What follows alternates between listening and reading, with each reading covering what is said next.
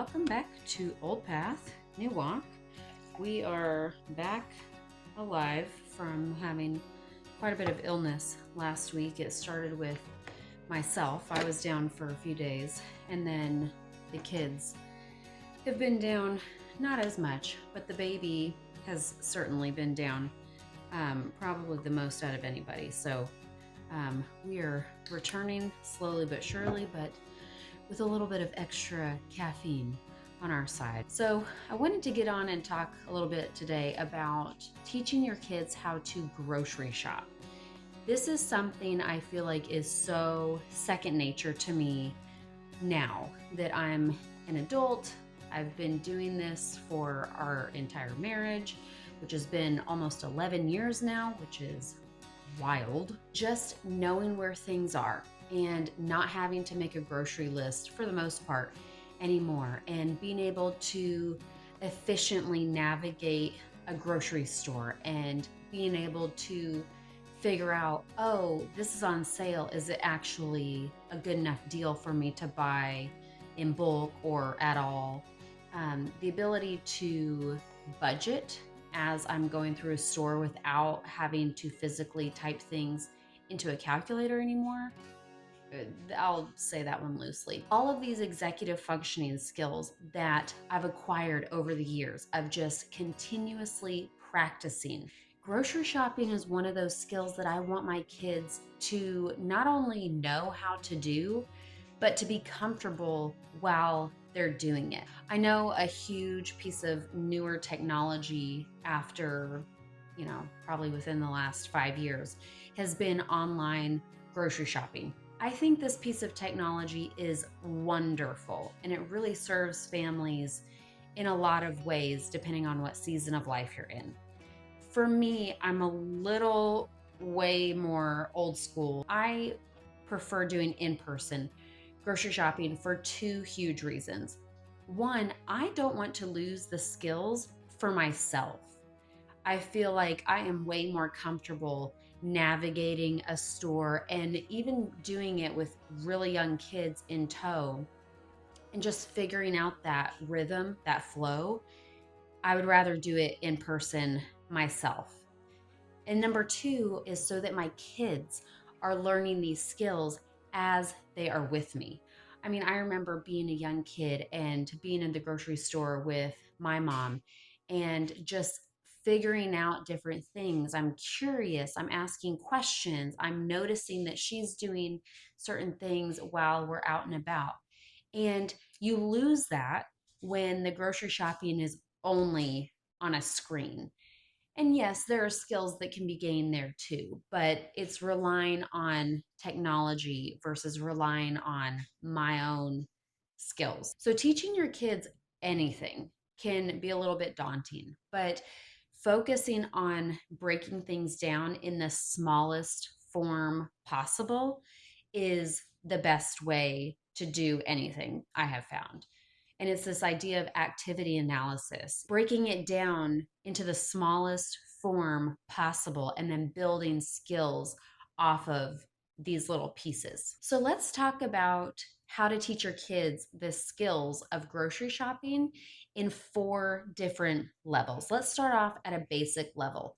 This is when a kid is pretty much just getting exposed to the grocery shopping rhythm.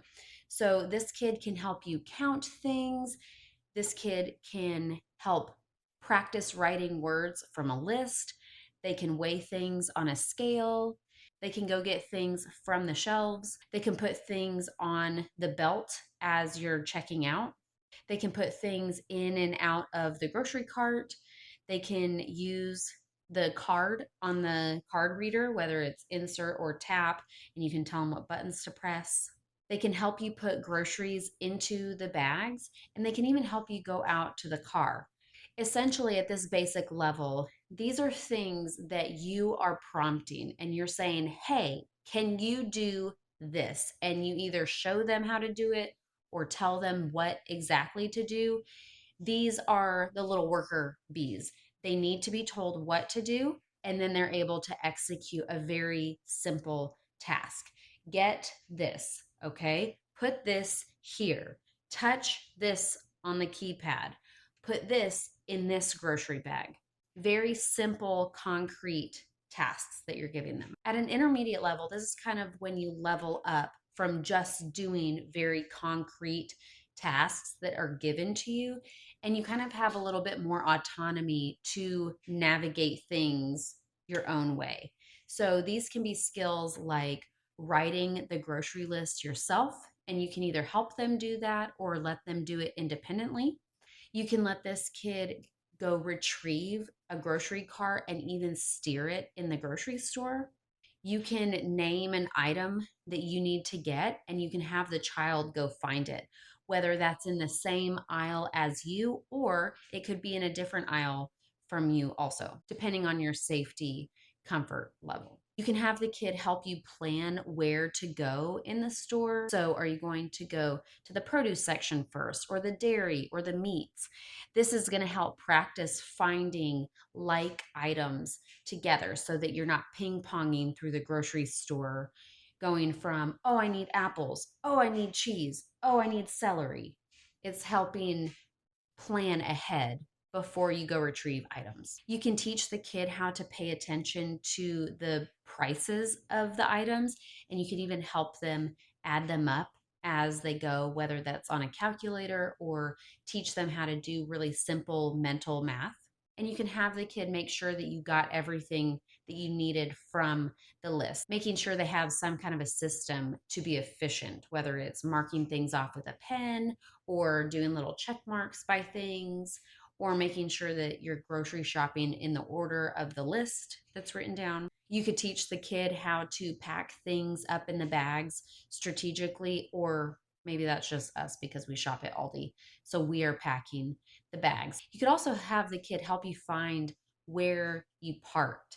And even if this is their only job in the whole grocery shopping experience, I feel like it's a valuable one. Then, at an advanced level, you're having the kid go from a little bit of autonomy to a lot more autonomy. This one's hard, I know, but you could try sitting back and letting the kid kind of rule the grocery shopping experience. If they are ping ponging back and forth, let it happen and then discuss it afterward. Hey, what went well with this and what could have gone better? This could be activities like planning and writing a grocery list. You could have this kid delegate tasks to another sibling or yourself, because if they're teaching a skill that they already know, it's helping solidify their understanding of that skill. You guys could discuss item swaps in real time. So if they go to find a certain type of cheese and that cheese isn't there, it's not available, help them figure out, okay, what's the thought process behind choosing another cheese? What recipe do we need this cheese for? Is the price comparable to the cheese that we normally get? Is there enough cheese of the swap that we need for a certain recipe? Letting the kid maintain the budget as they're shopping and taking responsibility, like, okay, I can't buy 14 bags of chips when we still need to buy the meat for the week. Allowing them to kind of make those decisions in real time and letting them pay the checker when you go to check out. And even if you want to take it up a level, let them pay with cash, because I guarantee a ton of kids these days don't even know how to use paper money. And that would be a really great learning experience. I have to pause and finish my coffee because otherwise I won't finish this video.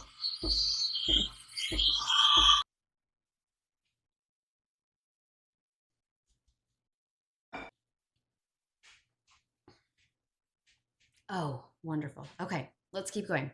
At an observation level, this is for a kid who really can't physically participate, whether it's because of their age or their cognitive or physical abilities. They can still participate in the grocery shopping experience. And here's how: you could read things aloud to them from your grocery list and just start talking about what recipes you're going to be doing this week and what are the grocery items for. Hey, we use a lot of butter because we really like cookies and we really like cooking our eggs in butter. And I love cooked sauteed broccoli in butter. Just kind of giving an explanation for what you're doing, what you're getting, and why you're getting it. You could say where you're going throughout the grocery store and just kind of point out different observations that you have. Hey, we're going to the dairy section. It is always so cold in the dairy section. Can we pretend like we're polar bears? You can have the kid hold their own grocery list and check things off as you go, whether that's with a pen or a crayon or even their finger would be totally fine. You can make up games for the cart, like we're going to pretend the cart is a pirate ship, or hey, we're in a jungle and we're having to navigate all of the crazy, dangerous things in there. Or my son personally loves when we pretend that it's a fire truck. And he asked me to make fire truck sirens sounds throughout the store. And sometimes it kind of alarms the customers, and it's pretty great. You can have the child feel how heavy or how light items are, like a can of beans versus a bag of chips. So there are infinite ways that you can get your kid involved in grocery shopping. So these are just a few ideas. I'm sure you can come up with some on your own, some really creative, engaging things. If you're feeling stuck and you don't really know where to start, take a child's strength, one of their strengths, or an area that they need to grow in and start there. So, for one of my kids, finding things in a busy environment is really difficult for her. This is a skill called figure ground visual perception. And when I ask her to go find her shoes or go find something in the fridge, different things like that, she has a really hard time finding one single object in a busy visual environment. So, that is the place that I start with her. When we're in the grocery store, I'm like, hey, can you find the black beans in this whole bean area? And I feel like she's definitely improving with that skill because I'm giving her opportunities to practice that. Or something that my son is really great at is he likes to show me how strong he is. So, hey, buddy, can you help me pick up this box of LaCroix cans? And he's like, yeah, mom, I can. So, choosing something that is either a strength of theirs or an area that maybe they could grow in. At the end of the day, just keep in mind, teaching our kids different skills is difficult, and it takes patience and it takes perseverance. Perseverance? That's it. I need more coffee.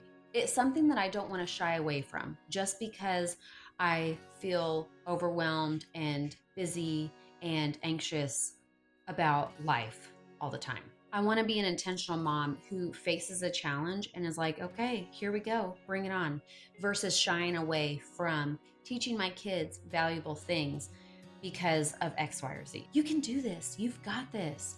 You have the skill set to do this. We have been given these children by God for a very special reason, and we get to teach them amazing skills, and that's exciting. So, a little call to action for the week. Let your kid help with even one grocery shopping task during the week. This could be a spontaneous, hey, can you help me pick that up? Great. During the moment, or it can be a little bit more methodical and thought out, like, hey, let's write a grocery list together. Doesn't have to be super complex, but it can be intentional. Thank you so much for joining Old Path, New Walk. If you have found this video at all helpful, please hit the like button and even hit subscribe so that you can be notified when I put out new content. I'm going to continue caffeinating and go get a crying baby that's upstairs. I hope everybody stays well, and I hope you have a fantastic day.